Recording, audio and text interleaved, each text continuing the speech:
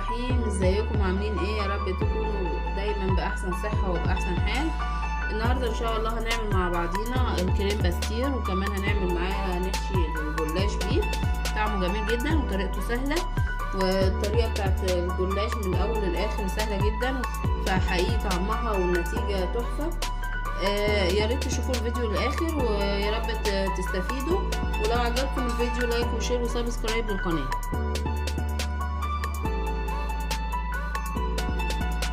4 بيضات وعليهم فانيليا، سكر نص كوبايه سكر. نقلبهم كويس جدا، مش عايزين فيهم اي تكتلات لحد ما يدوبوا في بعض كويس جدا. اجيب معايا احط معلقتين نشا كبار، وهبدا برضه اقلبهم معايا بالشكل ده. في نفس الوقت سخنت اللبن لحد ما وصل قرب الغليان اهو سخن. هبدا بقى احط شويه بشويه وانا بضرب. هرجعه بقى في الحله عندي كده. دلوقتي بقى كده رجعته تاني على النار، هفضل اقلب فيه لحد ما يتقل معايا اهو. مسك نفسه اهو، جمدت. بسم الله الرحمن الرحيم. دلوقتي هنبدا في الجلاش. عندي الصاج اهو. انا حاولت اجيب صاج مقاسه نفس مقاس الجلاشايه كده. هنبدا نقول بسم الله الرحمن الرحيم. انا عديت الجلاش طلع 16، فهحط 8 تحت و8 فوق. هنا هنبدأ كده اهو. اول واحدة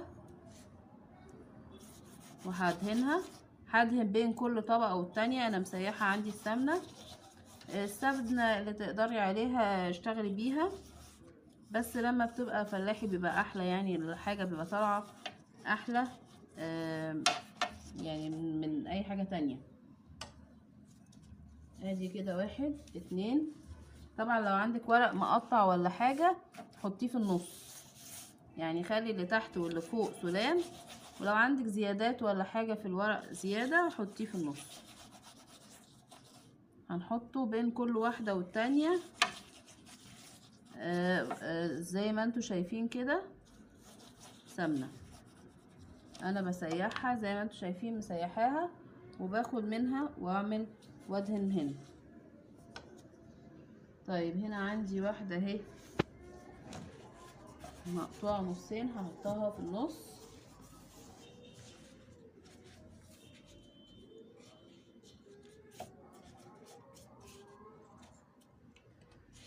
انا جهزت الشربات عندي. الشربات بتاعها لازم يكون تقيل وبارد، فهو عبارة عن كوباية ونص مية وكوبايتين سكر وعصير نص ليمونة، وبسيبهم على النار لحد ما يتقلوا. مش كل شوية اقلب فيهم، بقلبهم في الاول وخلاص، علشان خاطر لما بيطلع على الجدار بتاع الحلة او الحاجة اللي انتي شغالة فيها بيطلع عليها سكر، وبعد كده ترجعي تقلبي تاني.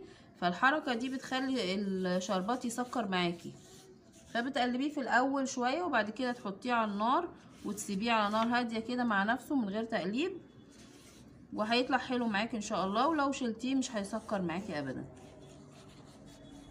انا هكمل الكمية. لو انتي طبعا عايزة طبقات اكتر اعملي، بس انا لفة الجلاش طلعت هي العدد دوت فقسمته نصين. لو انت عايزه تعملي اكتر اعملي، ولما بتجيبيها من بره بتبقى تقريبا 12 13 طبقه من فوق و12 13 طبقه من تحت.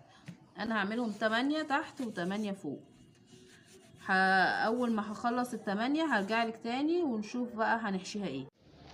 انا هنا خلصت 8 اجزاء اللي تحت، وحطيت بين كل واحده والتانيه سمنه. هنا بقى هبدا عندي بس الكريم هحطها.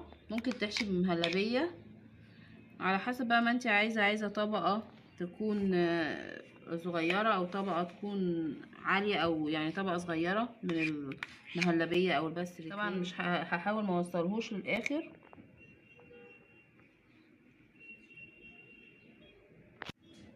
انا هنا كده سويتها بالشكل ده.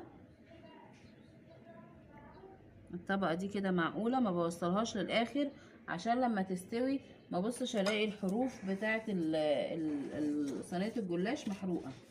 وهبدأ بقى كده على طول برضو ارجع تاني اعيد نفس الحكاية واحط الطبقات تاني اللي فاضلة عندي. وابدأ برضو نفس الحكاية احط السمنة.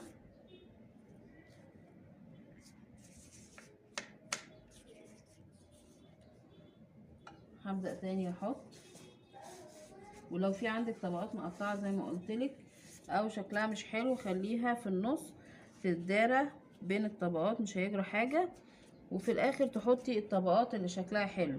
انا هخلص الكمية كلها وارجع لك تاني.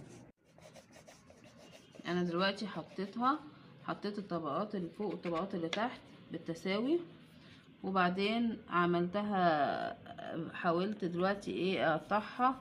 لازم اقطعها قبل ما احطها في الفرن علشان لما اطلعها تبقى سهله معايا، ما تتهريش. هتتكسر لو انتي قطعتيها بعد ما تخلصيها هتلاقيها بتتفرفت وتتكسر معاكي، ومش هتبقى القطعيه مظبوطه.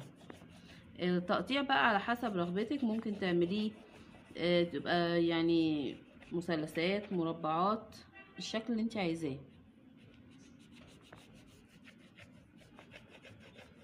طبعا بقى بالنسبه للتسويه هحطه في الفرن في النص، وهحاول مش في النص لا، يعني على الرف التاني من تحت، مش على تحت خالص لا، التاني، وهولع له الشوايه وهولع له من تحت. وبعد كده يعني ما بيغيبش، فلازم ابص عليه على طول، يعني ممكن ياخد معاكي من 10 دقايق لربع ساعة. انا هقطعها كلها مربعات وارجع لك تاني. دلوقتي انا هدخلها بقى في الفرن، ولما تطلع هوريكم هيبقى شكلها ايه. دلوقتي انا طلعتها بقت بالشكل ده، وانا مجهزة عندي الشربات، هبدأ بقى احطه عليها.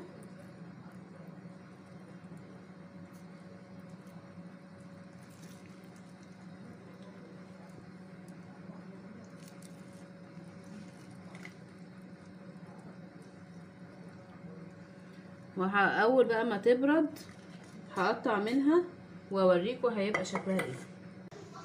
انا هقطعها كلها من بعضها كده تاني، هعيد تقطيعها واطلع لكم منها كام واحده كده في طبق نشوف شكلها هيبقى ايه.